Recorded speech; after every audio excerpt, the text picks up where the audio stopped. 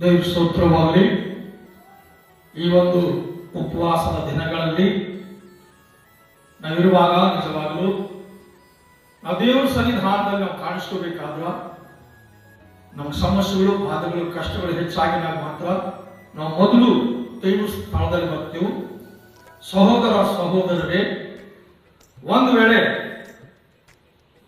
ಸಮಸ್ಯೆಗಳು, ಬಾಧೆಗಳು, ಕಷ್ಟಗಳು, ರೋಗಗಳು, ಹೀನಸ್ಥಿತಿ, ಅವಮಾನಗಳು ಬರಬಾರ್ದಂದ್ರ ನಾವು ಪ್ರತಿದಿನ ದೇವರ ಸನ್ನಿಧಾನದಲ್ಲಿ ನಾವು ಕಾಣಿಸ್ಕೊಳ್ಳಕ ಸಿದ್ಧವಾಗಿರ್ಬೇಕಂತೇಳಿ ಈ ಒಂದು ಉದಯ ಕಾಲದಲ್ಲಿ ನಿಮ್ಮೆಲ್ಲರಿಗೆ ವಿಜ್ಞಾಪನೆ ಮಾಡ್ತಾ ಇದ್ದೇನೆ. ಪ್ರಾರ್ಥನೆ ಮಾಡಿಕೊಂಡು ನಾವು ಆರಾಧನೆ ಕಣ್ಮುಚ್ಚರಿ ಪ್ರಾರ್ಥನೆ ಮಾಡ್ರಿ. ಪರಿಶುದ್ಧವಾಗಿರುವ ದೇವರೇ, ಎಸ್ಸಯ್ಯ, ನಿಮ್ಮ ಸನ್ನಿಧಿಯಲ್ಲಿ ಸೇರಿಸಲಿಕ್ಕಾಗಿ ಬಂದನೆ. ಈಗ ಪ್ರಭು, ಇನ್ನೂ ಅನೇಕ ಸಹೋದರ ಸಹೋದರರು ಸೇರಿಕೊಂಡು ನಿಮ್ಮನ್ನು ಆರಾಧಿಸಿ, ನಿಮ್ಮನ್ನು ಮಹಿಮೆಪಡಿಸಿ, ಅದ್ಭುತವಾದ ಆಶೀರ್ವಾದಗಳು ಹೊಂದತಕ್ಕಂಥ ಒಳ್ಳೆ ಭಾಗ್ಯತೆ ಕೊಡ್ತೀರಿ ಎಂದು ಯೇಸು ಕ್ರಿಸ್ತನ ನಾಮದಲ್ಲಿ ಬೇಡಿಕೊಳ್ಳುತ್ತೇವೆ ಸ್ವಾಮಿ. Amen, amen, amen. Praise lord. ಆ ದೇವ್ರ ಸ್ತೋತ್ರವಾಗಲಿ. ಒಂದು ಚರಣ ಮಾತ್ರ ನಾವು ರಾಗ ಹಾಡ್ಕೊಂಬರಿ ದೇವರಿಗೆ ಆರಾಧನೆ ಮಾಡೋದಕ್ಕೋಸ್ಕರವಾಗಿ.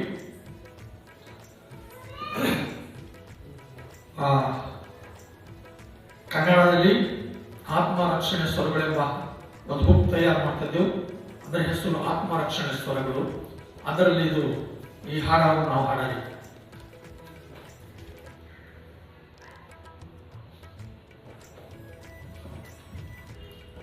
ನೀನಿಲ್ಲದೆ ಏನು ಇಲ್ಲ, ನಿನ್ನಿಂದಲೇ ಎಲ್ಲವಲ್ಲ. ನೀನಿಲ್ಲದೆ ಏನು ಇಲ್ಲ, ನಿನ್ನಿಂದಲೇ ಎಲ್ಲವಲ್ಲ. యేసయ్య, యేసయ్య, యేసయ్య, యేసయ్య, యేసయ్య, యేసయ్య, యేసయ్య, యేసయ్య. నన్ను సృష్టిಸಿದಿ, ನಿನ್ನ ರೂಪದಲ್ಲಿ ನನ್ನನ್ನು ಸೃಷ್ಟಿಸಿದಿ, ನಿನ್ನ ರೂಪದಲ್ಲಿ ನನ್ನನ್ನು ನಡೆಸಿದಿ, ನಿನ್ನ ಮಾರ್ಗದಲ್ಲಿ ನನ್ನನ್ನು ನಡೆಸಿದಿ, ನಿನ್ನ ಮಾರ್ಗದಲ್ಲಿ. యేసయ్య, యేసయ్య, యేసయ్య, యేసయ్య. ಸ್ತೋತ್ರ, ಹಲ್ಲೆಲೂಯಾ.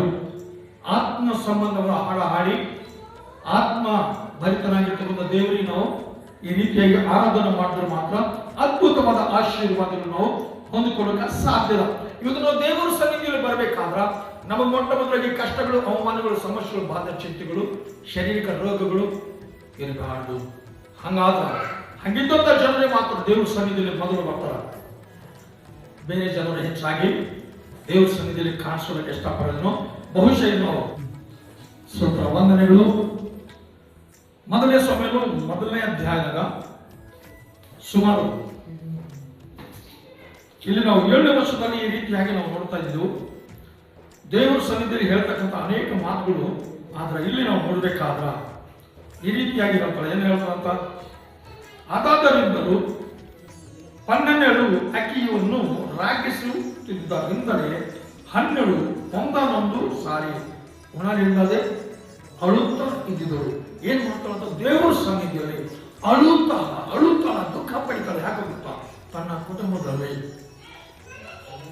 ತನ್ನ ಯಜಮಾನನ ಇಬ್ಬರು ಸಹೋದರರು, ಆದ್ರ ಇಬ್ಬರಲ್ಲಿ ಒಬ್ಬರಿಗೆ ಮಕ್ಕಳಲ್ಲ, ಒಬ್ಬರಿಗೆ ಮಕ್ಕಳಿಲ್ಲ ಅಂತ ಒಂದು ಸಂದರ್ಭ ಭಯಂಕರವಾಗಿರ್ತಕ್ಕಂಥ ರೀತಿಯಲ್ಲಿ ಅವ್ರೇನಂತಂದ್ರ ಕುಟುಂಬದಲ್ಲಿ ಒಬ್ಬರಿಗೆ ಅವಮಾನ ಪಡಿಸ್ತಾರ, ದುಃಖ ಪಡಿಸ್ತಾರ. ಆ ದುಃಖ ಭರಿತರಾಗಿ ಏನ್ ಮಾಡ್ತಾಳಂದ್ರ ಬಹಳ ಅಳುತ್ತಾಳ, ಬಹಳ ಪೀಡಿಸ್ತಾಳ, ಬಹಳ ಕಾಣಿಸ್ತಾಳ. ಅಂತ ಒಂದು ಸಂದರ್ಭದಲ್ಲಿ ಬಹುಶಃ ಆಕೆಗೆ ತಗತ್ತ ಮಕ್ಕಳು ಆಕೆ ಬರೀ ಹೋಗಿ ಬಿಡ್ಲಕ್ಕಿಲ್ಲ, ಆಕೆಗೆ ಮಾತಾಡಕ್ಕೆ ಬಿಡ್ಲಕ್ಕಿಲ್ಲ, ಆಕೆಗೆ ಪ್ರೀತಿ ಮಾಡಕ್ಕೆ ಬಿಡ್ಲಕ್ಕಿಲ್ಲ, ಆಕೆ ಸಾಹಸದಲ್ಲಿ ಇರ್ಲಕ್ಕಿಲ್ಲ. ಅಲ್ಲಿ ಬಲಿಕೆ ಯಾವುದು ಮಾತು ಕೇಳೋದ ದೂರಕ್ಕೆ ಕಷ್ಟ ಇರುತ್ತಂದ್ರ ಆಕೆಗೆ ದೂರ ಮಾಡ್ಲಿಕ್ಕೆ ಅವರ ಉದ್ದೇಶದಿಂದ ಆ ರೀತಿಯಾಗಿ ಹೇಳಿದಾಗ ಈಗ ದುಃಖಕ್ಕೆ ಒಳಗ ಕಶಿ ಈ ಹೆಣ್ಮಗಳು ಏನ್ ಮಾಡ್ತಾಳಂದ್ರ ಅಳುತ್ತಾ ಕುಂತಾಳ. ಆದ್ರೆ ಇಲ್ಲಿ ಈ ರೀತಿಯಾಗಿ ಆಕೆಯು ಗಂಡನದ ಎಲುಕನನ್ನು ಅಕ್ಕಿಗೆ ಅನ್ನ ಯಾಕೆ ಅಳುತ್ತಿ, ಉಣದಿರುವುದು ಯಾಕೆ, ಏನು ಕಾರಣ, ನೀನು ವಾಸನೆಯು ಪಡುವುದಕ್ಕೆ ನಾನು ನಿನಗೆ 10 ಮಂದಿ ಮಕ್ಕಳಿಗಿಂತ ಹೆಚ್ಚಾಗಿ ಇದ್ದಿದ್ದೇನಲ್ಲ ಅಂದಳು.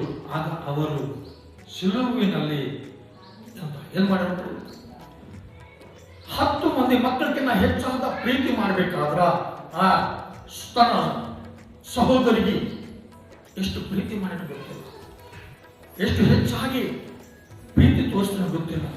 ಆ ಪ್ರೀತಿ ಅವರಿಗೆ ಧೈರ್ಯ ಕೊಟ್ಟದ, ಆ ಪ್ರೀತಿಯಾಗಿ ಬಲಪಡಿಸದ, ಆ ಪ್ರೀತಿಯಾಗಿ ಜೀವಿತ ಸಂಖ್ಯೆಯಲ್ಲಿ ಇಟ್ಟದ.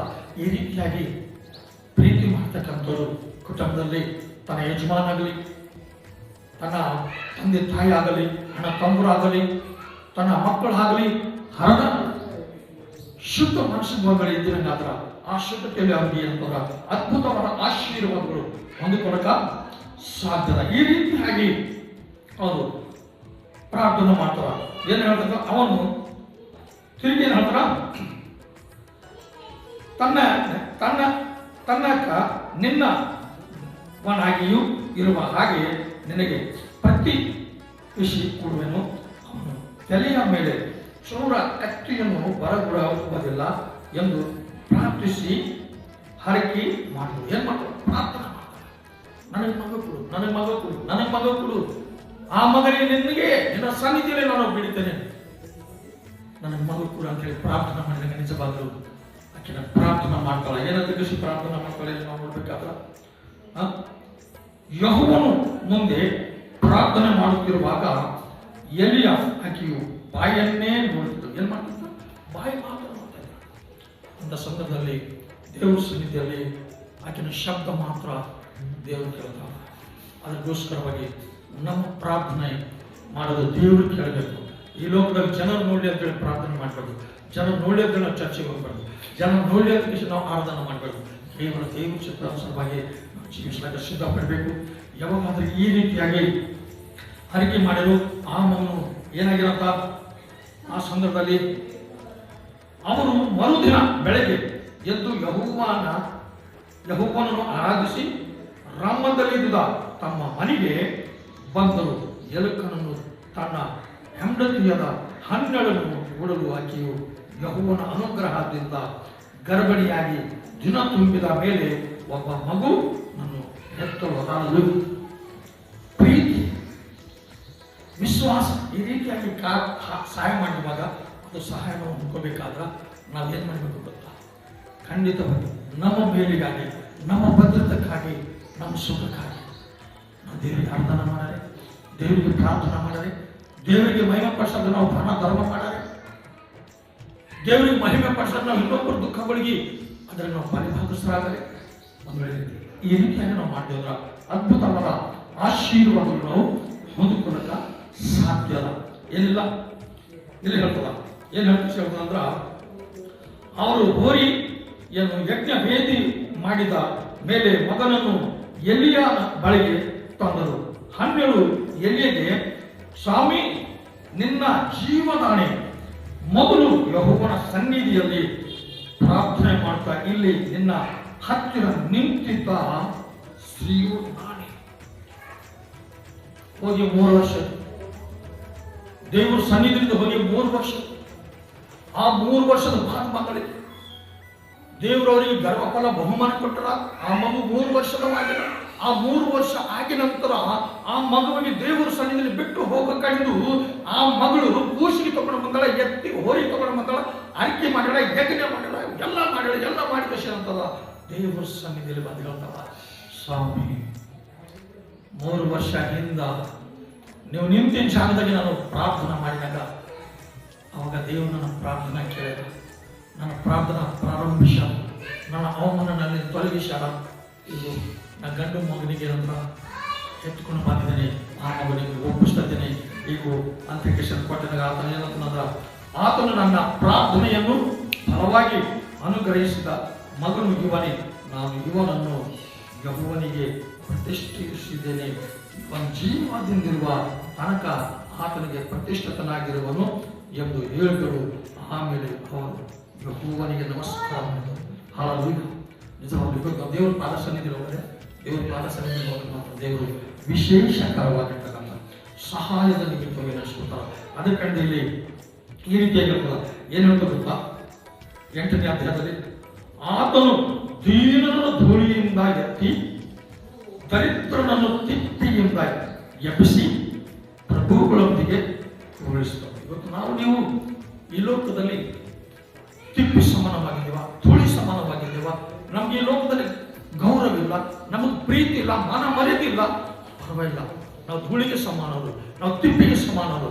ಅದಕ್ಕೆ ದೇವರನ್ನು ಪ್ರೀತಿ ಮಾಡಿದ್ರು ಅಂದ್ರ ನಮಗೆ ಗೊತ್ತಾ, ಎಬ್ಬಿಸಿ ಧೂಳಿನಿಂದ ತಿಪ್ಪಿನಿಂದ ಎಬ್ಬಿಸಿ ಪ್ರಭುಗಳೊಂದಿಗೆ ನಮ್ಗೆ ಅಂದ್ರೆ ಕೂಡಿಸಿ ಒಂದು ಒಳ್ಳೆ ಸ್ಥಾನದಲ್ಲಿ ನಮ್ಗೆ ಅಂದ್ರ ದೇವರು ನಡೆಸ್ಕೊಡ್ತೇವೆ ಅಂತ ಕೃಷ್ಣರ ಹೇಳ್ತಾರ. ಯಾಕೆ ಗೊತ್ತಾ, ನಮ್ಮ ಪ್ರಾರ್ಥನೆ, ನಮ್ಮ ವಿಶ್ವಾಸ, ನಮ್ಮ ಭಯ, ನಮ್ಮ ಭಕ್ತಿ ಒಂದು ಸ್ಥಾನದಲ್ಲಿ ತೆಗೆದುಕೊಂಡು ಈ ಲೋಕದಲ್ಲಿ ನಾವು ಈ ರೀತಿಯಾಗಿ ಮಾಡಿದ್ರೆ ಒಂದು ಉನ್ನತ ಸ್ಥಿತಿಗೆ ಹೋಗ್ತೈತೆ ಹೋದ್ರ, ನಿಜವಾಗ್ಲೂ ಈ ಲೋಕ ಬಿಟ್ಟು ಅಂತಂದ್ರ ಎಲ್ಲಿ ಹೋಗ್ತೇವೆ ಗೊತ್ತಾ, ಪರಲೋಕ ರಾಜ್ಯದಲ್ಲಿ ಹೋಗ್ತೇವೆ. ಯಾಕೆ ಗೊತ್ತಾ, ನಾನು ಬರೋವರೆಗೆ ನೀವು ಹೀಗೆ ಮಾಡಿ ಅಂತ ಹೇಳಿರುವಾಗ ಆದರೆ ನಾವು ಸಿದ್ಧವಾಗಿದ್ದರು ಮಾತ್ರ ನಾವು ಪ್ರತಿದಿನ ನಮ್ಮ ಕಡೆ ನಮ್ಮ ಕುಟುಂಬಗಳಿಗೆ ಪ್ರಾರ್ಥನೆಯಲ್ಲಿ ಕಾಲ ಕಳೆದಿ ನಮ್ಮ ಪಕ್ಕದಲ್ಲಿರ್ತಕ್ಕಂಥ ಜನರಿಗೋಸ್ಕರವಾಗಿ ನಾವು ಪರಿಪೂರ್ಣವಾದ ಪ್ರಾರ್ಥನೆ ಮಾಡಿ ಅವರಿಗೂ ಸಹ ವಿಶ್ವಾಸ ತರಬೇಕಂತೇಳಿ ವಾಕ್ಯ ಇರ್ತದೆ. ಈ ವಾಕ್ಯ ದೇವರ ಆಶೀರ್ವಾದ ಮಾಡಿ ಪ್ರಾರ್ಥನೆ ಮಾಡ್ಕೊಂಡು ಪರಿಶುದ್ಧವಾಗಿರುವ ದೇವರೇ ನಿಮಗೆ ವಂದನೆಗಳು. ವಾಕ್ಯದ ಮೂಲಕವಾಗಿ ನಮ್ಮೆಲ್ಲರಿಗೆ ಮಾತಾಡಿಸುವುದು ಈ ವಾಕ್ಯವನ್ನು ನಮ್ಮೆಲ್ಲರಿಗೆ ಬಲಪಡಿಸಲಿ, ಆಧರಿಸಲಿ, ಆಶೀರ್ವಾದ ಮಾಡಿ ನಮ್ಮೆಲ್ಲರಿಗೆ ಅಯ್ಯ ಕಾಪಾಡಲಿ ಎಂಬುದಾಗಿ, ನಾವೆಲ್ಲರೂ ನಿಮ್ಮ ಸಾಕ್ಷಿ ಮಕ್ಕಳಾಗಿ ಜೀವಿಸಲಿ ಎಂಬುದಾಗಿ ಯೇಸು ಕ್ರಿಸ್ತನ ನಾಮದಲ್ಲಿ ಬೇಡಿಕೊಳ್ಳುತ್ತೇವೆ ಸ್ವಾಮಿ. Amen, amen, amen. Praise lord. ದೇವರ ಸ್ತೋತ್ರ. ವಾಕ್ಯ ಓದ್ಕೊಳ್ಳಿ, ವಾಕ್ಯ ತಿಳ್ಕೊಳ್ಳಿ, ಪ್ರಾರ್ಥನಾ ಮಾಡಿ. ಪ್ರಾರ್ಥನಾ ಆಶೀರ್ವಾದಗಳು ದೇವರು ಸಮೃದ್ಧಿ ನಿಮಿಷಕ್ಕಾಗಿ ನಮ್ಮ ಸಲಹೆಗೆ ಇಟ್ಟಲ್ಲ. ದೇವರು ವಿಶೇಷವಾದ ಆಶೀರ್ವಾದ ಮಾಡಿ ಎಲ್ಲರಿಗೂ ವಂದನೆಗಳು.